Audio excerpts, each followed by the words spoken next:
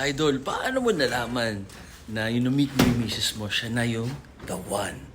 Nalaman ko na siya na yung the one nung unang date pa lang namin. Alam niyo yung love at first sight, parang huminto lahat. Tapos habang nag-uusap kami, siya lang yung kilala ko na iniisip niya yung nararamdaman ko.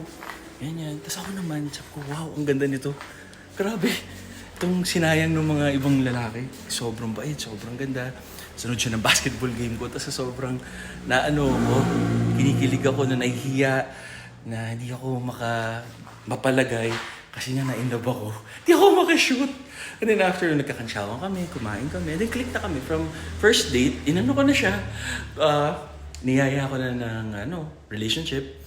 And then kinusap ko yung parents. And then live-in.